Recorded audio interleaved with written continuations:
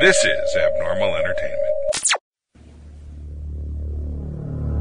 I am a real American, fight for the rights of every man.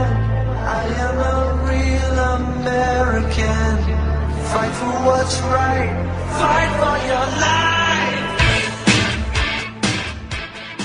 You're listening to the No Cry Zone, a progressive political podcast on the Abnormal Entertainment Network. You ready? Here we are. No David. Wow, you just took for yourself. I did. That's okay. John had his mouth open. It was just taking way too long. So I just said, here we are. You're right. I was, Trying to be broadcasty. Here's my thought process. David usually opens up with, hey, it's welcome to No Cry Zone kind of a thing. I'm like, well, I don't want to do, that's his deal. Mm-hmm. I want to have my own deal. You probably should have thought that through before you hit You're the right, record and I didn't. I did not, and you're right. You said, all right, forget it. Just jump in. It's like in a foxhole. I hesitated. We're about to get bayoneted, and you took charge. Save the day. All right. Yes, you did. So, all right. Indeed. Done. This is the No Cry Zone. David Hayes on assignment out on the left coast. Is he? Yes. Wow. Consorting in Hollywood. He's getting to be a jet setter. I believe he's running some tests on Harvey Weinstein's couch. Really? Yes. So looking for probably available. Some samples. We're not sure. Well, maybe he's got his own casting couch. Yeah, I mean, you're really not giving him much credit now, are you, John? It's got to go use somebody else's. That's true. If he could have his own, I would give him that credit. But anyway, so we don't miss him. We don't. No. All right, I'm beginning to first. What is it? I'm beginning to miss him now. So. All right. Good luck to you, David. Yeah. Sure. Anyway, so lots to talk about. We're going to be joined in a little bit. Melissa Mays, a regular guest on the show from Flint, of course. Yeah. She'll be calling and give an update on the situation in Flint. Also, Lifetime movie about the Flint water crisis is going to, I think, premiere this Saturday, and featuring a character based on her. Another jet setter. So she'll be off on the left coast too. And here we are. We're stuck in a barn in Howell. What are we doing wrong? We're not carrying the right bags, I guess. Or maybe we're doing it right. I don't know. But that's always the line. I'd rather be rich than famous, right? Yeah, well, obviously that was a poor person that said that shit. Anyway, nonetheless, lots to talk about. So while we wait for Melissa to give us a call, we have a lot going on, of course, right now, as there is every week. Is there ever a week where we just go, God, it's just kind of a boring week? No. No, really not really. And really, I have heard this quite a bit. Even we were very down on ourselves the last couple of weeks. But there was a Vietnam War. Sometimes you just got to slap yourself upside the head that, this used to be body counts and this used to be different kinds of news that were much, much worse than what we're experiencing now. And this type of stuff, I do think that can be squelched pretty easily in the future. Maybe not at this particular moment, but we'll see. Yesterday, big news was Senator Jeff Flake of Arizona taking to the well of the Senate to announce that he would not be running, but more importantly, to denounce Trump without using his name, although I'm getting kind of tired of people not using his name. I wish they'd be a little bit more specific. Yeah. But it was clear what he was talking about, basically saying that the threat from democracy is coming from the top. And he joins Senator Bob Corker, who also is not going to run for re-election, openly criticizing the president. Corker and Trump are trading insults again this week about the daycare center that the White House has become. Mm-hmm. And then, of course, the ongoing stuff with John McCain. Has Corker written a book? Flint came out with a book. Yeah, I don't know. And usually that is the precursor to a presidential run. All right, so Melissa Mays joins us now, and you are flying back from Washington, D.C., correct, where they were just showing the Lifetime movie? Yes. And now it's just called Flint? It's just called Flint. They didn't want to fancy it up or change it. They wanted it to be as blunt as possible and direct, and it is. And obviously this has to do with the Flint water crisis and the story behind all that. And you are featured in this movie. Yes, well, Marin Ireland plays me, but I'm one of the women that it kind of follows what we did when we first got started with all this, like how we figured it out and how we all bonded together to stand and fight and make a change. And so, and it's going to debut Saturday, correct? Yes, it comes out Saturday. I believe it's 8 p.m., I believe. All right, so Saturday, 8 o'clock on Lifetime. So having seen this movie now, first of all, what are your thoughts about, I guess it's just it'd be kind of weird to see, you know, a portrayal of you up on screen. I mean, how did they do portraying your actions, and then just generally, how did they do with the whole story? It was very weird. Even when they suggested that they were going to do it and started talking to us, it was odd, and it's just weird to think that, you know, what we've been going through was worthy of actually putting up on the screen, and that they've recognized the work of the people, because generally across the board, the mainstream media has been focusing on the doctors that we had brought in to help us, and so they kind of left, you know, the little people out, even though the bulk of the work was done by these people. So the screenwriter came out, and she worked with us for months throughout all last year to make sure that the timeline was correct, the facts were correct. They actually used some of my footage, my live footage of protests in the film, and just making sure they could get the characters right. And then the actresses reached out to make sure they could get to know us and see, like, you know, different things. Like Marin had dyed her hair to match mine, got tattoos printed out that she could put on, and they just learned our mannerisms. So it was weird because they did a really good job on everyone. What was great to see was the little details, but people didn't realize all the work that we did put in, the ways that we got our data and how we learned all this. They covered that quite well. And what's the reception been? You've been to a couple of showings now, correct? Yes, we did a special premiere in Flint on Saturday, and it was great to hear people laugh, cheer, boo when the bad guys came on. When they had emergency manager Ambrose, when he came on screen, people just went nuts, you know, booing and everything, which was great. Cheering, of course, so that was amazing, because we were, you know, we wanted the residents to be proud, because the whole message is that Flint didn't just sit there and take it. We fought back, and because of our fighting back, other cities are finding out that they're having water problems, and we're an example on how to stand up, and that's the goal of the movie as it is to show them that regular people can make a difference because you matter.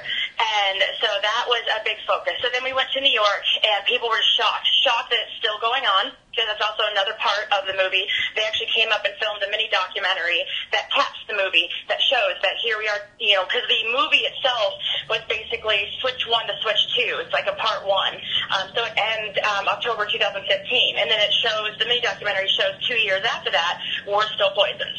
So we're still fighting, and it's still the women on the ground doing the work. So that was good to see. So the people in New York were just shocked. And then I went to a SAG screening with Marin, and they were just crying. They couldn't believe that it was still, you know, happening. But also they wanted to get involved, which was the best thing. It was the most wonderful feeling. And then in D.C., they were shocked.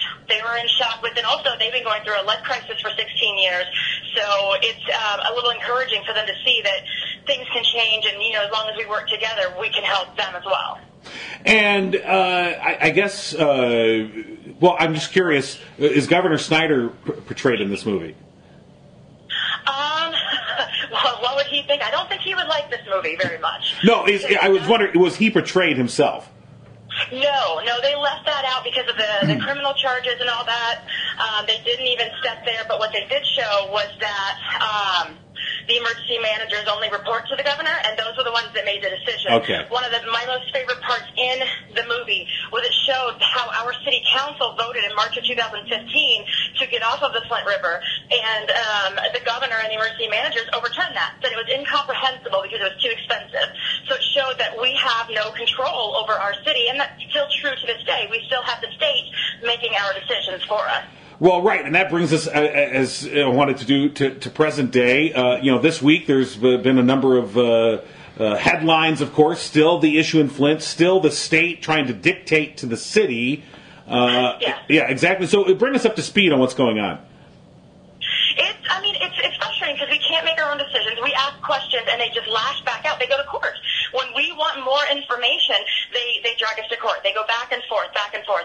So it's a constant thing, just letting us all know that, we still have no democracy. We have no local power. We have no ability to make these decisions for ourselves. And we haven't since day one.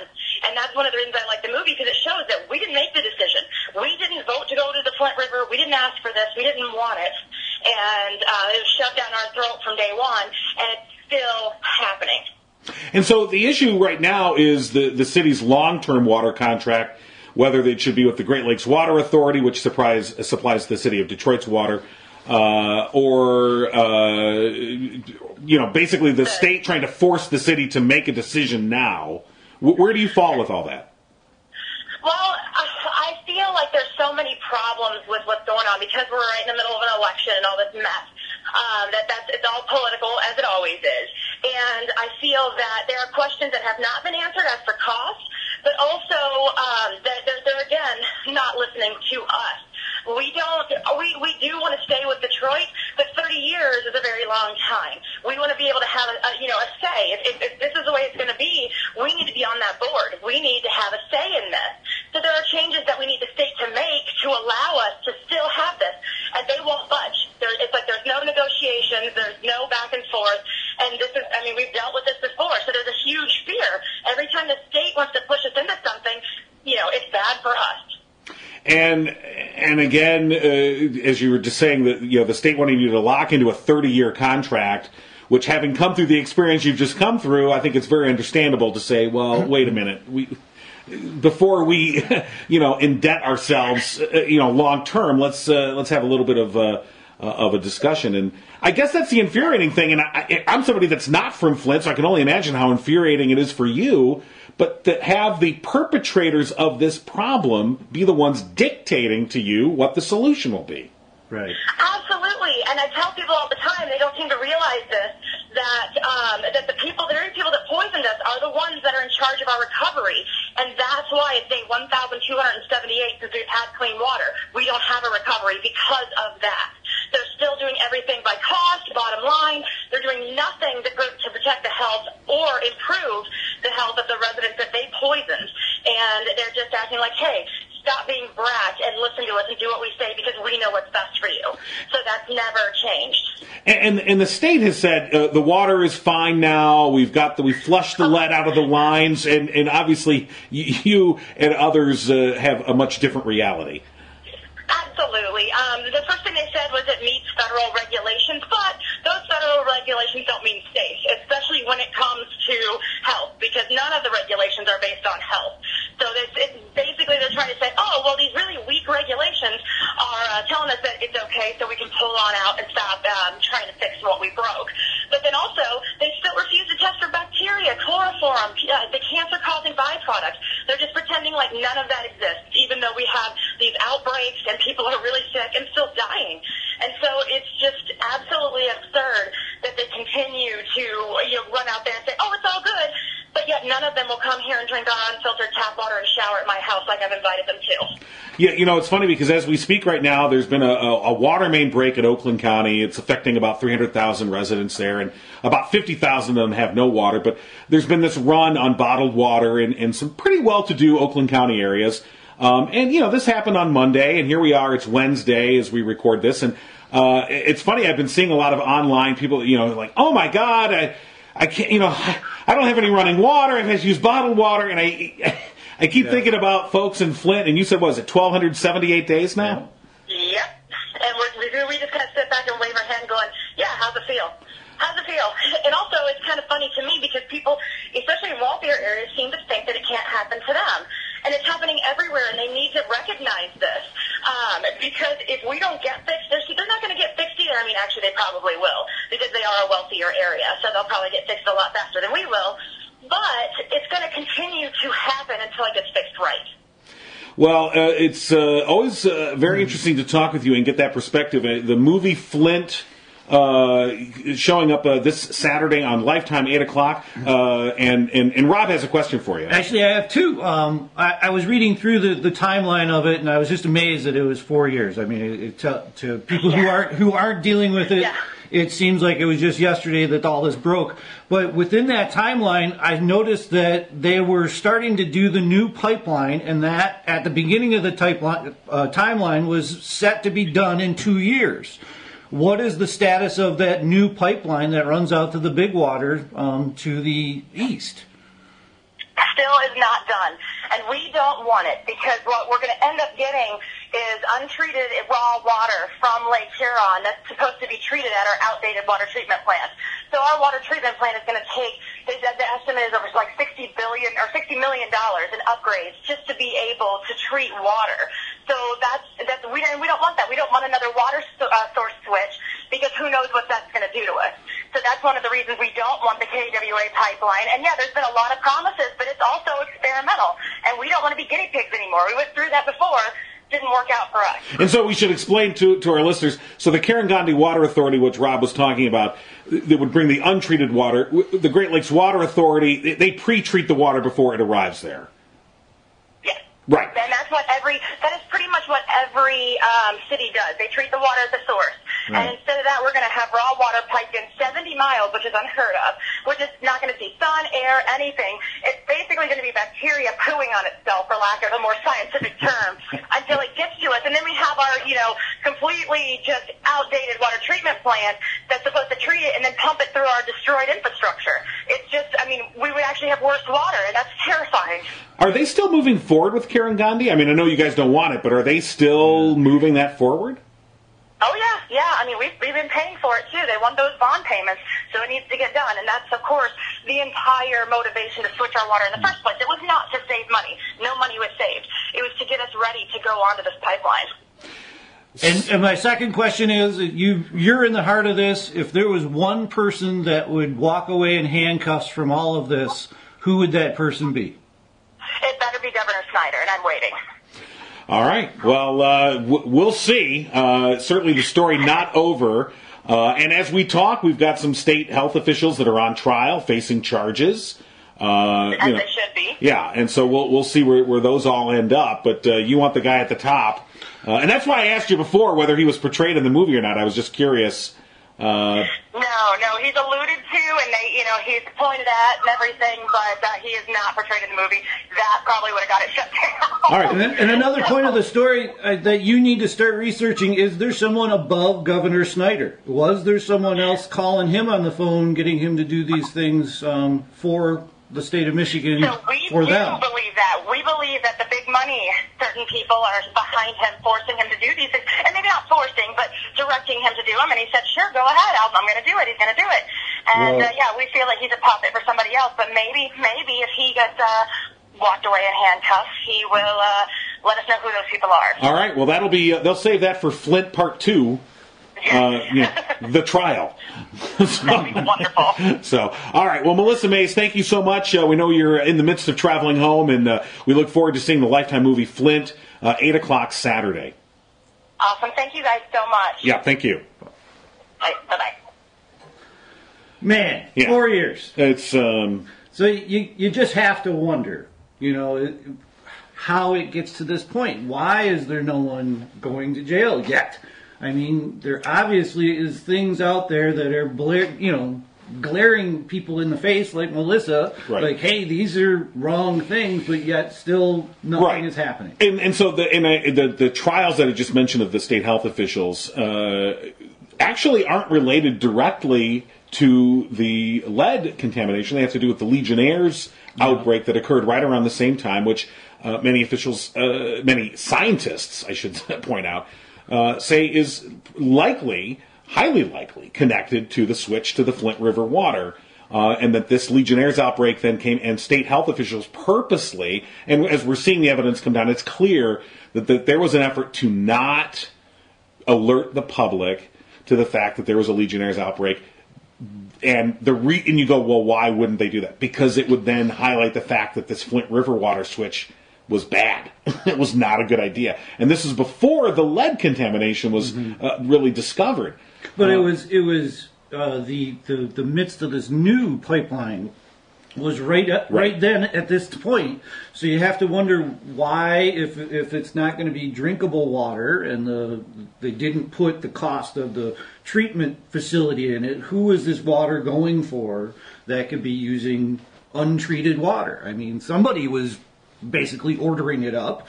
Who is that person? Is it a mining company? Is it Nestle? Is it, There was some good investigative reporting done early on, and that the water authority, the drain commissioner's office, that's what it was. So I remember there were some people that had made some key decisions to get this water line built, who stood to be enriched by it. And that's where, so you go, well, why? Where's that? Where are the charges on that? And as Melissa said, the city of Flint is still on the hook for the bond money to pay for a water line that they're not going to use. Right. I mean, here you have the state ordering. I mean, think about the ridiculousness of this. The state, which is ultimately responsible for the water crisis in Flint, is now ordering the city to accept a 30-year contract with a water authority that is separate from the water line that the state forced the city now to pay for. So they're on the hook to pay for this pipeline from the Huron River, which they don't want, which they're not going to use, which the state is now like, hey, forget all about that. Now we need you to sign this 30-year contract with the Great Lakes Water Authority. The ridiculousnly of this, and again, the loss of local control, which is really translated means a loss of democracy. And that's really what, of everything that ails our country, and there's many things which we've talked about, it is sort of that diminution of democracy that's sort of at the heart of it all. Right. Whether it's gerrymandering, that's a diminishing of democracy. Whether it is money in politics, that's a diminution of democracy. Whether it's these emergency manager laws, here we see the direct result of that, where you just take away local control. Here in Michigan, the Republicans have for decades, have talked about, local control. Let communities decide. It should be up. We don't want this big brother state in Lansing or in Washington telling us what to do. Let local communities decide, unless they decide things that we don't like. In other words, even when you talk about communities that want to enact laws that say, you know what, we want to put a tax on plastic bags. Right. They're a nuisance. They're an environmental disaster. They, numerous costs are associated with these things. And we're going to say, look, if you want to use plastic, grocery bags, that's fine. You should pay a tax. Or just outright ban them altogether. And here the state comes in at the behest of, say, the Grocers Association, which doesn't want to pay the costs associated with it. They're basically, they go, no, you can't do that. You can't enact that law. I'm just using that as an example of something that you go, it's a common sense thing to me, where a community says, we don't want that here. And the special interest comes in because they have the pipeline of the money and the influence, and they can say, no, screw it, it's coming. Well, I mean, you could go all the way down to, this is the real Trump phenomena, is people really don't trust their government anymore because they've stepped so far away from it. It's this pedestal thing now that in the very first line of Hillary Clinton's book, or at least first chapter, was, I was late 2 years in and I needed $100 million. 2 years before the election, and before you can announce, you need $100 million.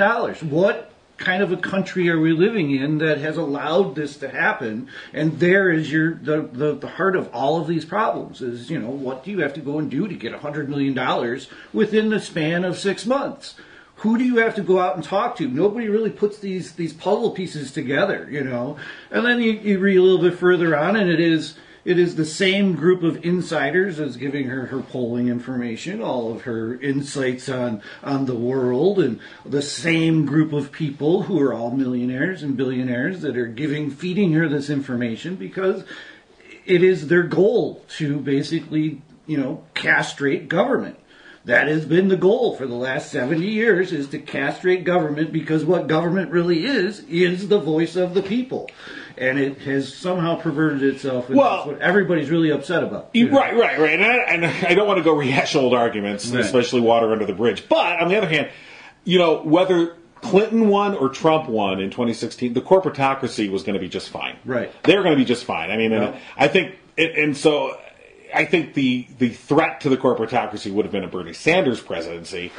But okay, again, I don't want to go refight old fights. But the thought process is that nobody's even thinking this. This has been a culture war for 70 years now, and the message has been perverted so much, been twisted, kind of like just today they're bringing out new Hillary investigations. It's just a twisting of that message. If you watch Fox, Fox, you would think Hillary is the president. Right. I think they think she won. I mean, they're going after all the uranium deal, this whole debunked bullshit that they're going on about. And of course, the new revelation today is that her campaign put money in on the Steele dossier. Mm-hmm. Of course, a lot of the reporting I'm hearing so far is sort of either giving short shrift or no mention of all to the fact that the original funding came from a Republican candidate who has yet to be named, although it's largely thought to be Jeb Bush. Was supposed the deepest to be the one. pockets. Although that's not been confirmed. But we do know it was a Republican candidate who originally started putting money on this.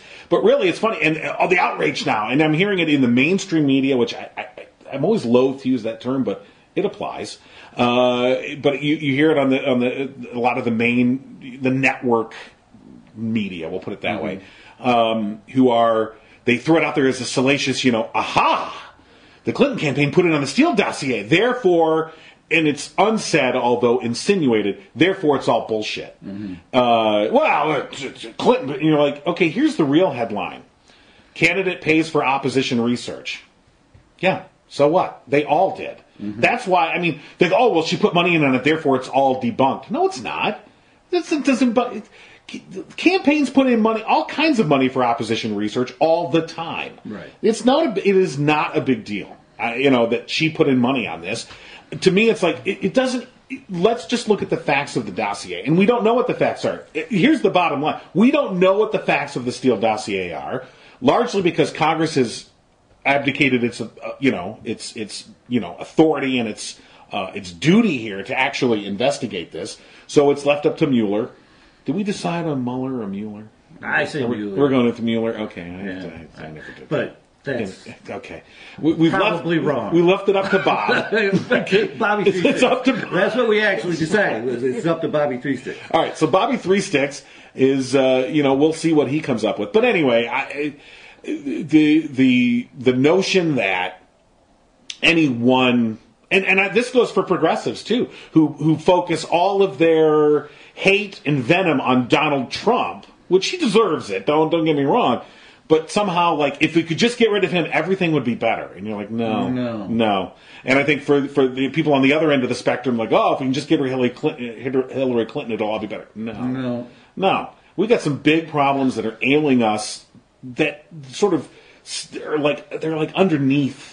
They're underneath everything. And to circle it back, Flint is kind of a microcosm of that, is they have already waited too long to stand up to government because government was able to swoop in because they were probably indebted. That is a typical way for giving away your democracy all around the world is to become indebted. Indebted, by the way, because the state put them in a position to be indebted. They cut local funding. They set them up. Yeah. It really is. It's like a payday loan almost situation. Yeah. And you can look at the puzzle pieces of how this is moving together, and this is kind of what that 70% or 70-year war is all about, is to just keep whittling that away and whittling that away and whittling that away until corporatocracy gets to make the laws, all of them, for everyone. Hey, what you'll do with half of your, think of an old mining town. Here, I'll give you $500 to work here, but you have to live here and you have to buy my food, right. You have to buy my stuff. And by the way, you'll be indebted to me $20 at the end of every week to buy all those things. So you have to go back to work. You can't stop. Your only way out is death, is out of the mine. And that's what all of this is somewhat leading us towards, is to somewhat take away every little freedom as we go. Okay, well, now we can't protest because, the Duck Dynasty guy came out and said, it's bad to protest. Now we can't take a knee at a football game because our president and distractor-in-chief has come out and said that's more important for us to worry about than other things in our country. And all of these little things we're kind of just haphazardly going along with because we're too engrossed in our own little life. Right. Well, look at the whole situation and we got more this week about Trump's bumbling of the condolences to the soldier killed in Niger. More of this back and forth stuff, and the wife finally speaking out and confirming that, she said he didn't really know her husband's name, did not in any way try and console her, and just seemed to be indifferent about the whole thing. And so we hear all this back and forth that's going on, and then the representative, the Congresswoman Wilson, I think her name is, and she's a personality. Let's put it that way. She likes to wear her cowboy hats, and she's but she's not a blank person. She's a former school principal, and she's somebody who close to the family, knew this soldier growing up as a child, so she was a friend of the family. So it's not like she's some opportunist that just stuck onto this for some headlines or whatever. And she's been fighting back against Trump, and it's interesting, she's a black female, and so is this widow, and how Trump feels perfectly at home calling the widow of a U.S. soldier killed in action who happens to be African American. I think he's perfectly at home saying you're a liar.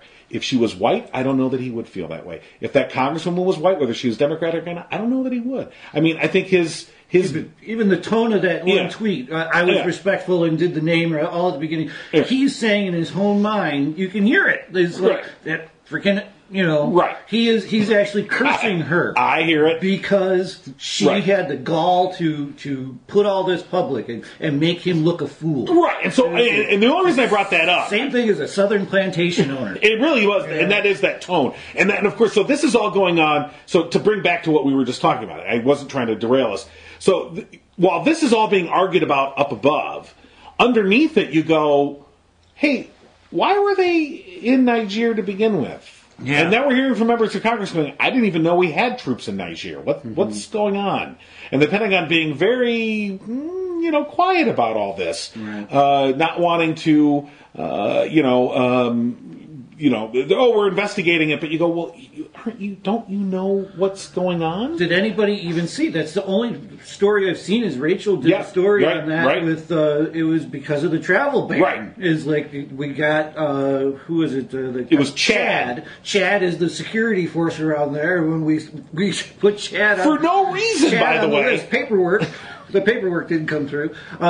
We put Chad on the list and they took off. So now we have no support there. That's the whole thing that people don't really understand is when we go put our men in different places in the world, we are either relying on our counterparts in the area, or we're going to create a big ass base so that we have a base to do our missions from. Right. Well, this type of thing is we have no air power.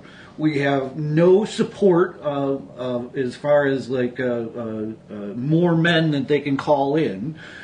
It's just not how it works there. You don't have that there. Chad was playing that role for us, and they took off until we stuck him in the eye with a stick, and they were like, took off. You. And now there's, it's like that power vacuum, and we had to go and take care of the skirmish. And all we had was 4 guys who were they got poor intelligence. Mm-hmm. They went into a situation where they didn't have access to the big picture intelligence. Right. And so they were told, it's just a meet and greet. Well, I'm sure Chad was running all of those missions. People think that, every mission out of an airbase is a attack mission. It's not. Most of them are reconnaissance missions or supplying missions or cover missions. Or even just diplomacy or meet and greet type things where you just get out to the locals and whatever. Anyway, they went into a situation that they were not properly prepared for, and then they weren't properly backed up. Mm-hmm. But the point of what I'm trying to make is we're asking the wrong questions. All the time. All the time. Yep. And, so starting with Flint, you look at, again, no one asked the right. Well, okay, we're switching to Flint River water. Why? Oh, to save money. But wait a minute, are we really saving money? Because why are we building this thing and how are we going to pay for it? And again, those questions don't get asked by the people that are in charge at the right time. And if they do ask them, by the way, they're usually brushed aside by the powers that be. I mean, I'm loath to be a conspiracy theorist, but it just seems like when people get a little too close to, exposing I think the nature of power in this country, they usually do get brushed aside one way or the other. Or discredited, completely wrecked. Exactly. Yeah. And that's a form of brushing them aside. Yeah. You don't have to physically brush them aside. You can just simply, again, discredit them and move on. And the only defense to that is coming at them in numbers, coming at them with class action lawsuits, coming at them with protests week after week after week, just like Putin. Putin even has problems like this in Russia, and he has to come out, and even though the whole world will come against him when he starts, beating down the protesters and killing the newsmen, he gets a lot more pressure. So he would much rather have it where none of that is happening, and it's the same type of things that I keep hearing here in America, from these right-wing people that are towing some type of line that the government cannot do anything good. I mean, that has been nothing good ever comes from the government. I can't tell you how many people I've, argued government programs with, and that's how we always end the argument. Oh, nothing, the government never works. That has been a line. That's been a malfeasance of fact that they have twisted and fed us for the last, You can draw a straight line back to the election of 1980. Ronald Reagan you can go back farther, but a direct line from the situation we're in now, you can draw it right back to the 1980 election when Ronald Reagan basically used the line that said, and he, to great effect as he went around the country campaigning, and, he said, somebody said, I'm from the government and I'm here to help. And, his answer was, you are the, you can't help, you are the problem. Mm-hmm. And people, responded greatly to that. And again, making government the boogeyman. And believe me, I'm not saying government is perfect by any means, but the notion that there's some alternative to that. But the point of it is it kind of goes back to they're going to come for our guns, is we are the government. Right. Until we all stop, kind of jumping on every bandwagon, and when this kind of a story hits, that's what I'm doing now, is this, the widow story. I'm digging for all these reporters who are looking to get a name, and you might end up with 25 kind of out there stories, but pretty soon one kind of bubbles up to the top, and then pretty soon Rachel's talking about it. So you kind of know that was the one that they're trying to distract us all from, which is, why the hell are we in Nigeria? Right. Which is a complete weakening of United States of America's power in the world, is why we're in Nigeria. And you can see why the Trump administration does not want to talk about this. Right. It shows the whole travel ban bullshit, how it's more, the negatives vastly outweigh any positives it might possibly bring. But also just the general attitude that the Trump administration has about working with allies, diplomacy, strategic partnerships. They look down on all that. America first, it's really just America alone. Right. It's just, we want to be alone. And we want to, and you go, how is this a coherent policy? How do we benefit by going alone? Really? Really, people? And it goes back to this American exceptionalism that we've been indoctrinated with from birth, that America is the greatest country on the face of the planet. End of story. Don't ask any questions. Right. It really is. Don't ask me. Shut up. And the minute you go, well, you're being un-American. Mm-hmm. How dare you question? You look at the whole kneeling controversy stems directly from that.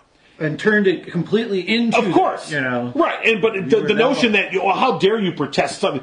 We're the greatest country ever. How dare you? Well, wait a minute. I got some problem. I want to, that's beyond most people's complexity. Mm-hmm. It's interesting you mentioned about class action lawsuits. You just mentioned that just a second ago, that we can come together and. Well, that was Love Canal was that was how they finally brought down the corporation. There was in a class action.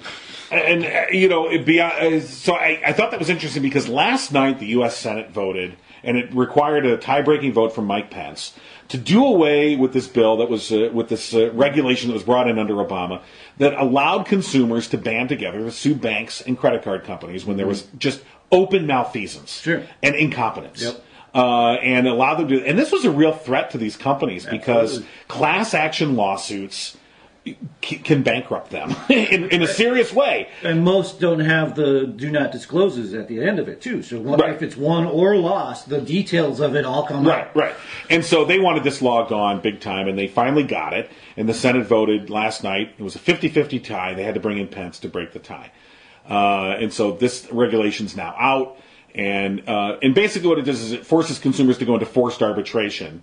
And if they spun it and they said, "Oh no, see, you still get your day in court, so to speak, against the credit card," and you're like, but instead of us banding to the strength of us as a group, we're now on our own. I now have to take on I get to take on Chase Manhattan Bank. Really? Thanks. Yeah. Great. Thanks a lot. Whereas if 50,000 of us or 100,000 of us or 1 million of us band together, they're facing some serious issues and they have to actually deal with it. One-on-one, buy you off one by one, no problem. It's the cost of doing business. But the reason I bring this up, though, is, of course, we mentioned Jeff Flake giving his impassioned speech, denouncing Donald Trump, although he didn't mention him by name. Bob Corker, another one who's taking on Trump, and McCain.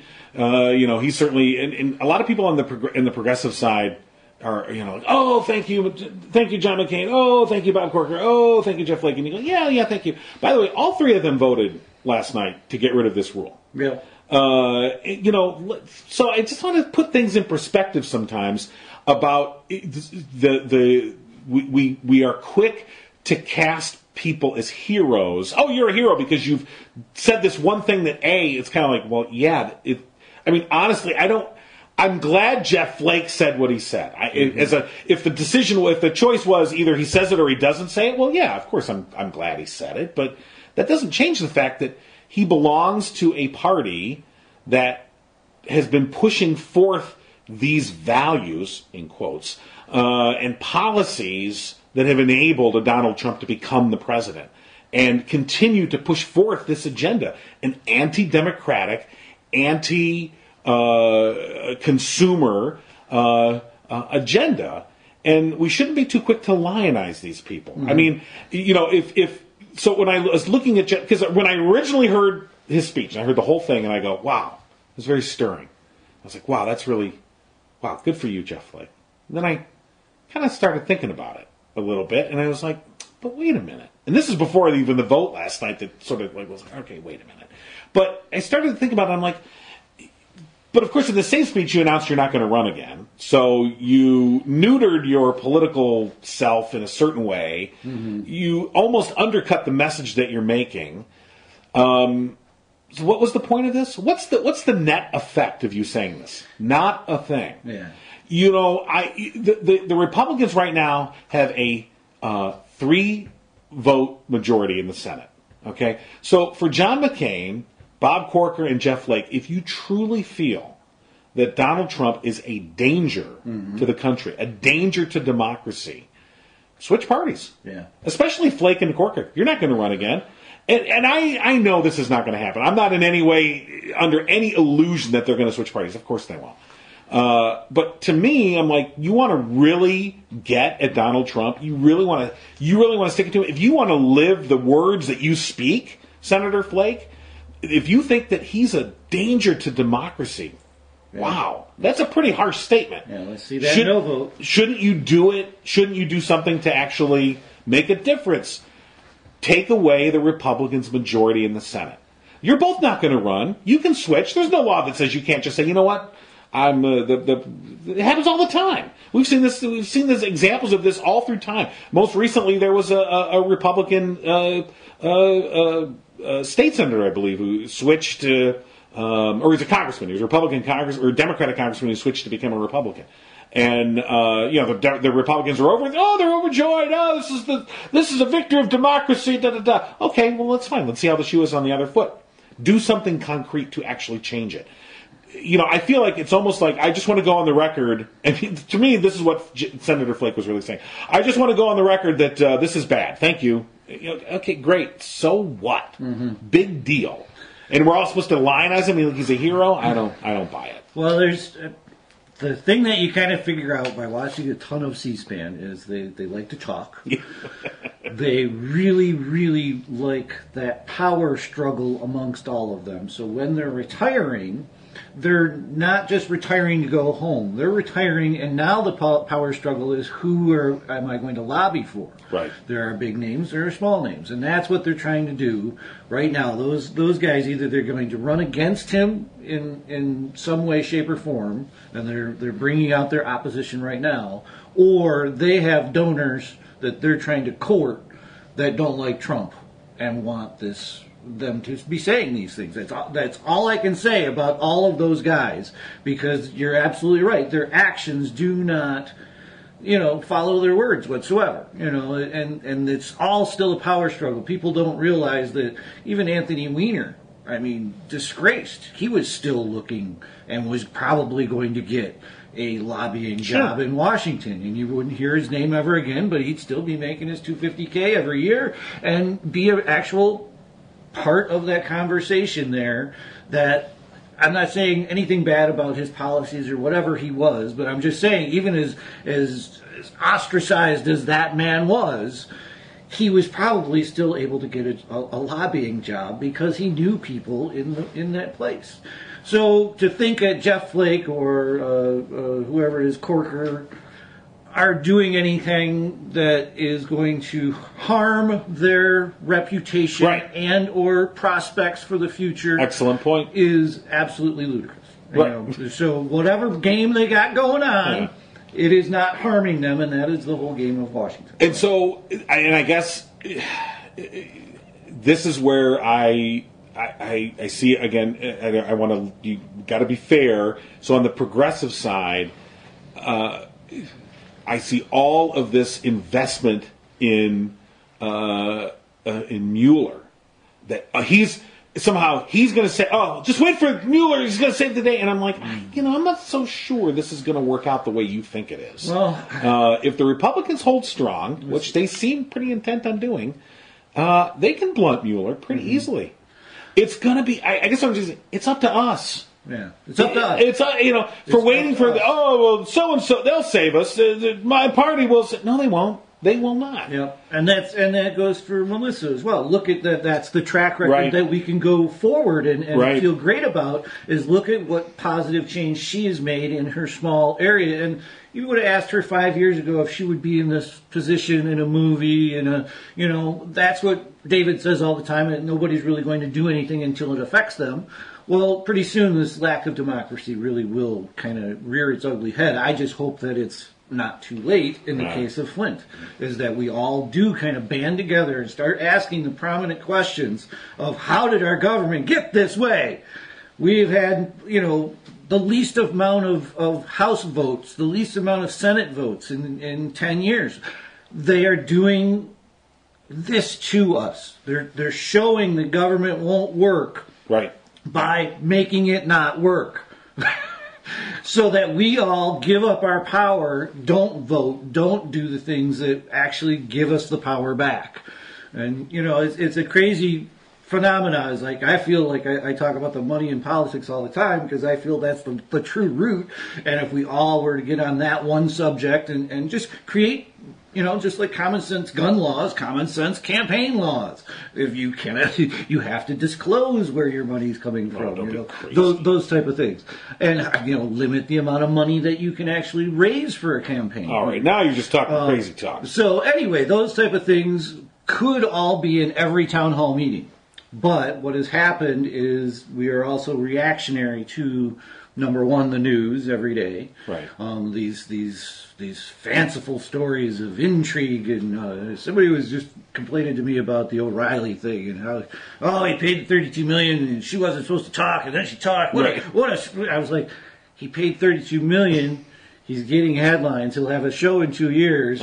You're going to be watching him again. What is the problem? I just don't understand. This is actually going to probably be a notch on his fucking bedpost. That he was able to skate through this whole thing and still have his broadcasting career. He's still got his podcast. He's still broadcasting to this day. He has not really lost much. Yeah, I guess you just go, really, people are worried about Bill O'Reilly? Right, yeah. Really? Yeah, and that's my point. It's like all of this other stuff, even right in your own apartment building, probably needs your attention more than you worrying about O'Reilly. But none of us have kind of gotten onto that same page yet. Is that we are the power. You talk about boycotts. Remember how boycotts used to actually work? Kraft just recently, they changed the damn cheese in their Kraft American macaroni and cheese because it was too orange, and they were, not giving the same orange shit to the people in Europe or whatever. I don't know, but a boycott. There were some health issues. All the moms got together and said, "We're not buying your Kraft macaroni and cheese." Well, that stuff can happen every day. You don't have to get on a blogger group. You don't have to go to a meeting. You don't have to do anything. All you have to do is educate yourself and try and think through what the game is. What's the puzzle pieces these guys are playing, And you ask the proper questions and make your own life, but stop voting for people. God, it drives me crazy. That Silverman's doing a special. She's going around to Trump country. Yeah. Every single one of them, he's good at business. Yeah. Good at business. Oh, yeah, he's good at business. Right. He was not good at business. What were you watching that said he was good at business? Right, it's called I Love You, America. It's on Netflix. And same thing, as we wanted something different than what was there. Well, no, you gave power to the corporate guy who the government was fighting. We wanted something different. You're something different as you. Right. You have to go there. Well, okay, so I only saw the first episode. And she went to the family in Louisiana, and of course they talked about Obama, and they said, "Oh, he was just giving out government money," and they, he's making it rain. They're doing the rap thing, like he's throwing dollar bills to everybody. Yeah. And then she said, "So, where do you get your health care?" It was like, "Oh, well, Medicaid, expansion." She goes, "Oh, through ACA."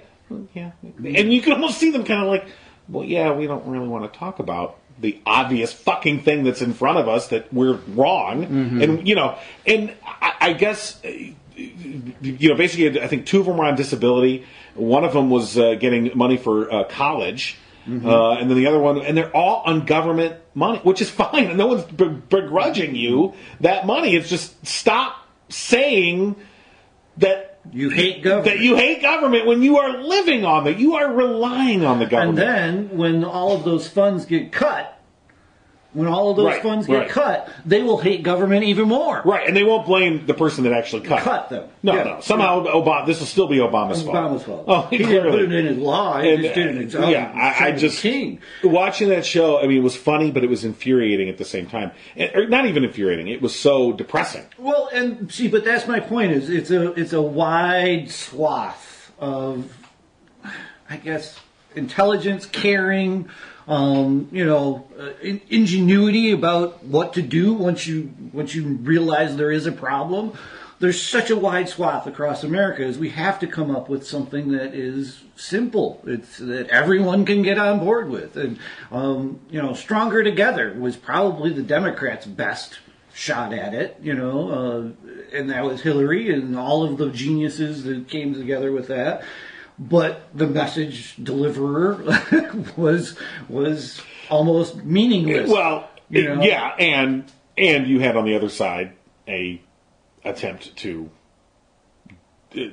subvert democracy. Right. I don't want to overplay it, but I don't want to understate it either. And subvert the message even too. If you're constantly dodging these false accusations, just like the new Nunes thing, oh my God, we got to relitigate this again? Yeah. We're doing this again? Didn't you guys investigate all of Hillary Clinton when you were investigating her for 4.5 years or whatever it was? Yeah. You obviously just are putting this out there to distract at this point, But who is really being distracted by this? Who? Well, the news media has to be distracted by it, which then in turn distracts the whole country, and that is the game now. And I was saying this the other day, is that will be the new true wealth, is credible information. Is how are you going to get it? Who's going to give it to you? Where are you going to find it? Even when you have credible information, when you can't, you can say, "Oh, this is credible information, and I believe, and here's why." But then now I want to take this credible information and I want to put it into action, and the other person goes, "That's not credible." Right. Well, yeah, it is. No, it's not. You're like, "Oh, well, shit." It's. I can't remember. This is where the subversion of democracy. It is not about changing ballot, or hacking into election machines and changing votes or whatever. Yeah. It is really about absolutely is sapping away your trust in this in your system of government and just completely undermining it. Right. And like you said, first of all, that shows itself in a number of ways. One of the first of which and the biggest of which is just apathy. I don't vote. Fuck them all. They're all crooked, so I don't vote. Well, then you've absolutely given them exactly what they wanted. Or people who vote against their own best interest because they're given a false narrative, because they're given bad information, and it doesn't matter that you give them the correct information. You say, well, actually, no, this is it. Well, sorry. Then you get into the backfire principle where they're going to fight you. Yeah, well, they're exactly no, and they do fight you on it. Right, and the whole point of that, the corporate entity though, is the one that's really sucking all this up. You know what I mean? And they're not. It isn't a conspiracy thinking or theory. You know, I keep saying this over and over again. This isn't a conspiracy theory. This is, the board of some company looking over the case files over the last 30 years before they make a decision, and it may be illegal, but no one has ever been prosecuted on whatever they're going to do. Right. So what are they going to do? Well, we're going to try and get away with it. We've got a team of lawyers on staff. Let's try and move this through. And then pretty soon, the next year, they do something worse, and the next year, they do something worse. And it gets to that point where this is just the normal. Is like we can't, people were talking about before the election, can we impeach him? Right away, can we impeach him? And they're talking about, well, we can't, do this to a president. It would, and these are all just unspoken norms that we're accepting, and that doesn't have to be the way. And I keep saying that to the younger generation, sidestep all this shit somehow. I mean, really, with our digital technologies, we can come up with encryption methods. We can come up with things now that can really sideswipe. I mean, think of the people who are running our government. They are probably the dumbest technological people on this planet.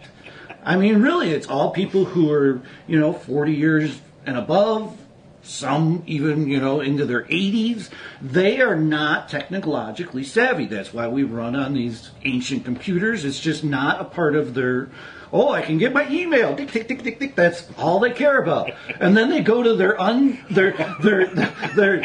phones, their tablets, as our government officials to talk to the people. This should all be changed. A young person should come in here and swoop up our whole cyber community and say, you guys are fucking idiots. What are you doing? Let's do it this way, and sideswipe all of this. And then pretty soon we will be voting on our phone. And every issue, we wouldn't need a representative government anymore if we could all have a vote on this amendment or that amendment to the day. And yes, you might have things that would, trend higher or trend lower, but it could all be a freaking game. People could be governing themselves like they do on Amazon, looking for their ratings on their own book. Wait a minute. Are you advocating for this? I am. I think that has proven itself as that is the new arena, and whoever captures this arena and encrypts it and becomes solid and safe is going to be the winner of this game. Well, I don't know if I want to go that far. I don't want to, but I do agree with you. How many times have you said my representative did exactly what I wanted them to do? Not many. Not many. Right. So what is the point of having a representative government? Well, it's interesting that you bring that up, because that was an argument. That argument is as old as the nation itself. I mean, there was an argument that was in the Federalist Papers that notion of what kind of a representative democracy would we have. And even predating that, even going back to some of the Continental Congresses, when you read some of those arguments where they were talking about political theory, because all right, we have a chance to start something new here. One of the things they talked about was, does the representative that we elect, are we electing them and then they vote their conscience? Okay, where they for their term of office, we've elected them to represent us, and they go and do what they feel is right. Or on each issue, should they report back to us and we tell them on each issue how they should vote? And it was debated back and forth, and then obviously we decided on a representative system of not reporting directly back.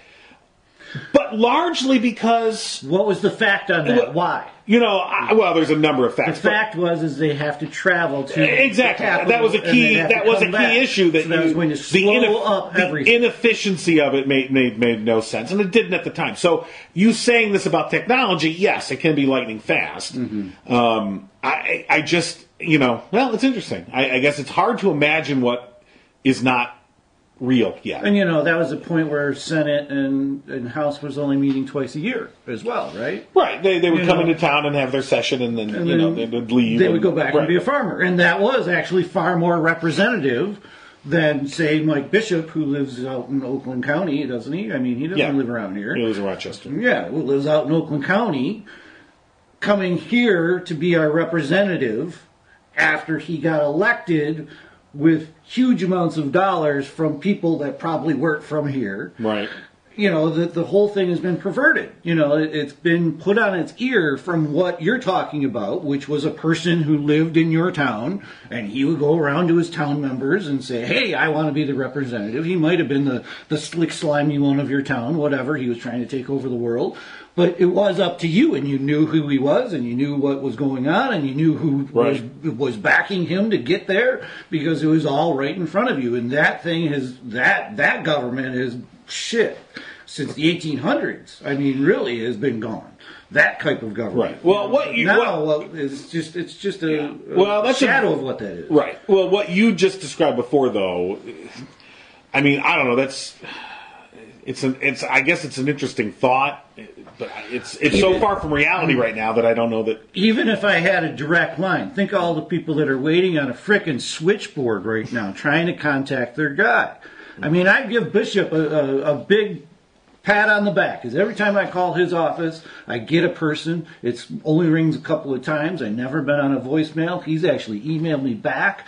I got on his list. He sends me all his stuff. I mean, he actually is doing his job. I would actually, argue for him. He's not probably listening to all of those things as well as he could, but he is taking the information in. But to talk to your, somebody in Washington, I mean, you hear stories of people trying throughout the day, not being able to get through. These are antiquated systems. Even if I had the ability to, as soon as it comes on the news, just, email my senator and actually know that information is getting through to him. Maybe it's on a web page on his thing, and he has to acknowledge that this is the data, and this is... All of that could happen. I mean, we have computer experts in our country that are analyzing data to the nth degree. We can do this. We have chosen not to. I don't know. We have chosen not to. Just like in Detroit, we chose not to have trains. Those things are decided upon. Right. And it's not a conspiracy. That was the big automakers saying, we make a lot of fucking cars around here. We're not going to let trains in here. And that is their right. That's not a conspiracy of, the government. And that is their right. They made a business decision. If they did anything illegal, if they did anything illegal, they should have been prosecuted. I don't know that they did anything illegal, but they manipulated the system to their advantage because... You're right. They made a lot of money. They had a lot of influence in Washington, and so for the policymakers, they went to the policymakers and said, and with a lot of far-reaching effects, they basically said, "No, you're going to build freeways. You're not going to build public transportation. Right. And the freeways, by the way, are going to take everyone to suburbs. And white people, you can now leave the city and go live in a suburb. Right. And you can drive to it because we're building these nice new freeways for you to accommodate the cars that we're selling you. And now you don't have to live in the city any longer. You can go live out here, and we're building these nice new freeways for you. And then everything that entails. But I don't know.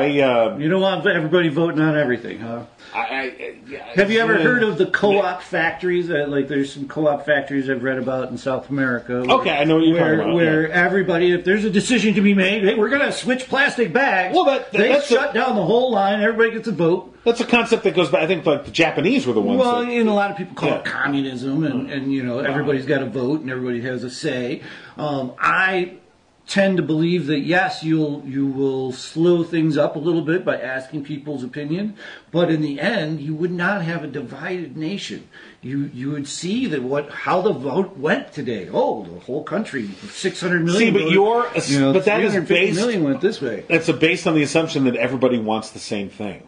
Everyone, but everyone Some doesn't. people wouldn't even vote. Some people wouldn't even look at the system. It would be very probably systematic to the same way we have now, about a 40% voting rate across the country. It's just that instead of, you just talked about it. That was, if you want to talk about the conspiracy there, the conspiracy was General Motors paying off the government so that they could vote against the people's wishes. That's the real conspiracy there. It really wasn't the decision of General Motors to say, we don't want trains here. That's their business right. They manipulated the system because... But they had the ability to come into a system and pay people off to get votes that they wanted. They used the levers of power to benefit their bottom line. Right. And that is as old as the system, and whatever you want to call it, itself.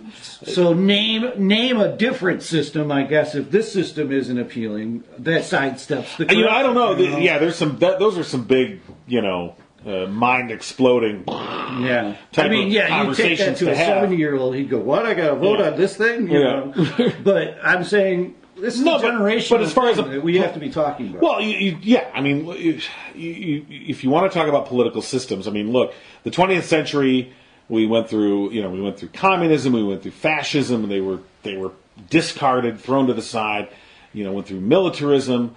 The system now that is in place, but is now beginning to crumble, but is the system of mass consumerism.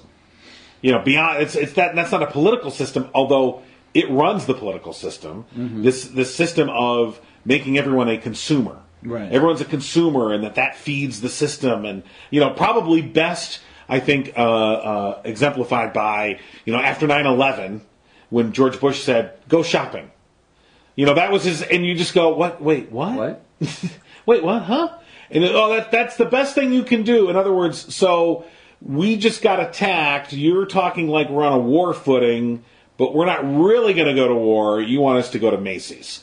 And, very telling. I agree. That was one of those things where you just go, wait, what? Yeah. And that was because just keep feeding the beast. You just don't worry about it. We'll take care of the stuff and the things and the people. You keep buying shit, okay? Yeah. And that's kind of how this system runs, this mass consumerism system. Although we're beginning to butt up against the limits of that. Environmentally, it's not sustainable. This completely consumer-oriented society, and we've got countries like India and China, which are increasingly their people who have this big swath of the planet's population are like, well, I want shit delivered to my home too. I want a laptop. I want Netflix. And, so we got to start building the infrastructure for all these hundreds of millions and billions of people. And the Earth can't sustain that, and we're running into the limits of that. But so when you're looking at like what systems beyond now, because if democracy is dying, has it run its course? I don't know.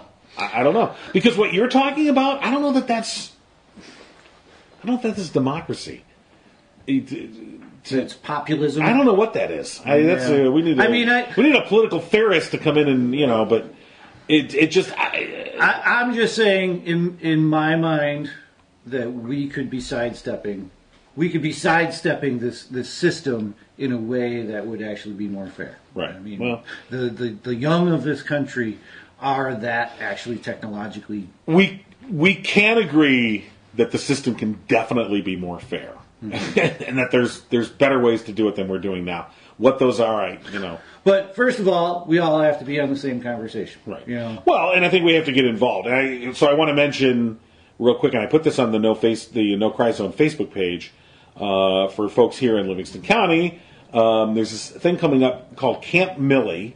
It'll be held Saturday, Saturday, November 11th at the Livingston County EMS building. It is a training program by the Justice Caucus. With a proven record of success for candidates, activists, and campaign staff. It's a 2-day training, normally being offered in a 1-day, basically 9-hour intensive experience designed to get you started, help you plan your campaign, make the smart decisions about messaging, learn to do direct voter contact, and raise money. So this is it's an all-day seminar designed to kind of spit out candidates, potential people, get you involved, become an activist. So to kind of go back to the beginning where we were talking about, we have to become more involved. It's up to us. We cannot let, I hope, I'll just, send an email or I'll put a nasty post on your Facebook page and that ain't going to do nothing. Yeah, it's really talking to another person, creating that network goes out. It's an exponential thing. Go out and do it yourself. I mean, a good friend of mine, and I won't say their name because they haven't made it official yet. I mean, but they're having a conversation with their friends and family about running for office for here in Michigan. It's a statewide office. Not statewide, but I mean it's for a state representative. We'll put it that way. And this person is sort of on the fence about whether they want to do this to their family and whether they have any shot at actually winning.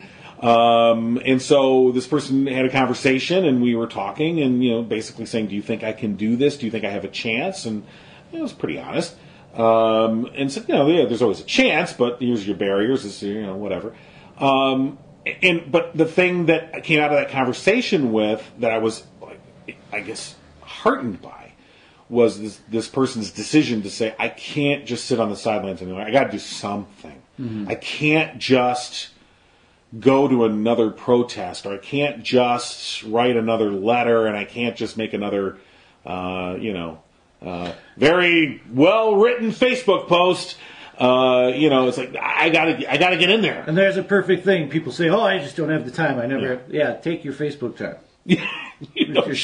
Put your Facebook down, put your Twitter down, and go out and meet some people that actually have a network for you to become a part of. And if it's not something that if it's not political, that's cool too. I was thinking about all your time at the community theater, John. All of those years and all of those things that you've done for our community. That not only made our community better, but it made you better. It made you interact with people that you probably wouldn't have before. I don't know if you were a thespian beforehand or not, before moving up to college. No. But, those type of things are enriching, and they give you turns in the road that you may not have expected. It's funny that you mentioned community theater, because I was just thinking about this the other day, how community what organizations do we have in our society that bind people together that otherwise are where we segregate ourselves by whatever. And community theater is one of those activities where because I was pretty intensely involved for a while, not as intensely now, but I was for several years very, very involved. And I work with people that total opposite sides of the spectrum politically, just completely, but didn't matter, and we got along. We were not only we get along, and we were very friendly, still are friendly. But I would have never met these people otherwise. Right. I would have never interacted with these people otherwise. And because it's the way community theater is set up, your kids are usually involved, so it's a family activity. So you get to know people on a family level, and there's just not many organizations that do that anymore. I mean, and so it's those. And I guess it's the diminution of those types of organizations where people come together for a common cause that transcends politics. Right. Everything is politics now, and for understandable reasons. But we segregate ourselves along these political lines. And that's we've talked about that one before, so I won't go there. Yeah, but anyway, it's interesting that you mentioned that, and we do need to, and I'm not. Was not a plug for community theater, although it is interesting to look it up. But I mean, the notion that we don't have enough things we have too many things in our lives that are dividing us. Social media being probably the biggest one of them. Right. That divides us. A minor. It couldn't be more a minor change that I made. I turned off the notifications on my phone. Yeah. You couldn't make a more minor change. I'm not trying to say, pat me on the back. I'm a real leader, visionary. Yeah. I was just like, enough with these little bloop, bloop things popping up saying, no, another outrage, bloop, be mad about this. Yeah. I turned them all off. I said, you know what? I know where to find the info. I don't need you to come to me. I'll come to you. Thank you. That small little change with these stupid devices that we're both holding in our hands right now. I mean, they're perfectly useful. We have uses for them, right? I'm just saying that just that one little change of saying, I'm going to change the way I receive information. It's been a lot. I felt a bit of a calming effect. Sure. Just that little thing of like, I don't need to be outraged, moment to moment. You may like Rachel, you may like Jake, you may like O'Reilly, you may like all of those guys, but behind all of those faces are marketers that understand how your brain works better than you do. And they know that they have to come up with a salacious story for this one, and then calm you down for this one, and then bring you back. It's just like an author writing a story every night on one of these newscasts. I mean, these are well entrenched formulas to get you enraged, to keep you viewing, to keep you on the hook to all of their information that they want to give you. And that's where, the fake media, that's been a stain on them, because that has been not that it's been fake in the way that he says it, but it's fake in that there are so many salacious things throughout a day. That they're timed out the way they are, that they're in between commercial breaks. That is the fakeness of the news. Right. Is they are in a pattern to keep you watching. We're going back to community theater. There's a great book by Emily St. John Mandel called Station 11. Yeah, love it book. Yeah, great book. Kind of works in with both. Is that you might think that your community theater was doing nothing, but if a great pandemic hits, you would know the damn plays and can bring them back to humanity. Yeah. And that's the type of things. I'm not trying to get all weird at you, but it was a great book. It kind of worked in there. It's all set in Michigan. I recommend it to everyone. You know what? Yeah, I highly recommend that book. Yeah. I normally read nonfiction. I don't read a lot of science fiction or fiction. I did some, but no, my main thing is nonfiction. I read that one and was just blown away by it. The Michigan part kept me in with the fiction. Right. It was like there was enough little details that I wanted to figure it out. Right. And, that's what keeps your brain active when they start drolling on and on about all the, the door was bright and glossy and her hair shimmered in the moonlight and all of that, extra descriptive stuff. Right. When it's someplace that you live or someplace that Right. it just keeps you that much more. Right. It was a great book. Well, so we'll end it on pandemic, I guess. End of the world. Our best hope? I don't know. God. Well, that's a horrible thought. No. See, I was saying this to my parents as a good note stopper, is like, you guys lived through way more shit than I have. Yeah. Just calm the hell down. This is, we'll get through this. We'll all band together soon, one way or another. I mean, think of pre-World War II. We were all assholes pre-World War II then.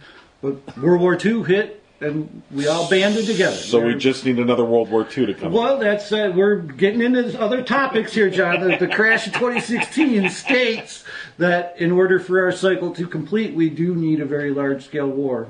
It's sad, but there are cycles that move on throughout time, and it's a large-scale war that will bring in these things and change the cycles as we have them now. So, not saying he's right, but he's just calling out the cycles. Wow. So, pandemic to war, that's better, right? Might not be us. I'm so inspired. In the fields of bodies burning, as the war machine keeps turning, death and hatred to mankind, poisoning their brainwashed minds. Oh, Lord, yeah.